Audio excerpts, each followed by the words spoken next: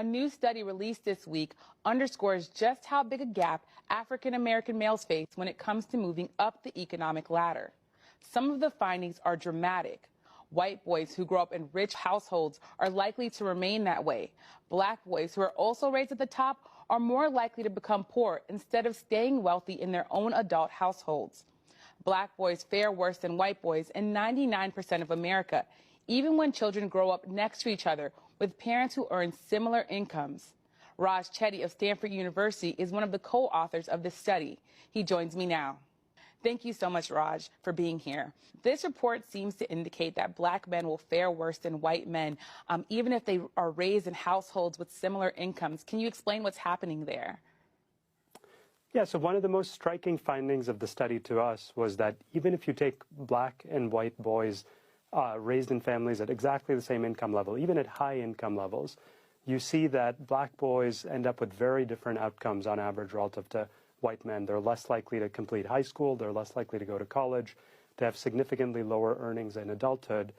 And that phenomenon, interestingly, applies really only to black men. When we look at black versus white women, you see much more similarity in their outcomes if they grow up in families of similar incomes. So it's something unique to what's happening to black men in America that I think is really a concern for generations going forward. One of the things that this study reports is that African American men who will grow up in households with two parents that are earning $140,000, they fare about the same as a white young man who is raised by a single mother making just $60,000. How can that be true? Because it feels so counterintuitive. And what does that mean for African American families and their futures?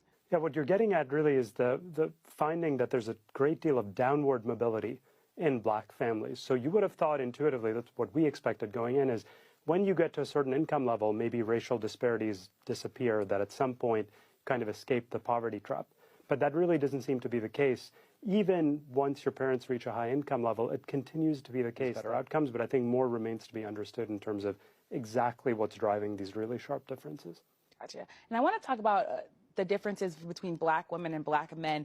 Black women, conditional on growing up in a family that's at the same income level as white women, they end up with very similar outcomes. They have similar levels of earnings, similar wage rates, similar college attendance rates, they work at similar rates.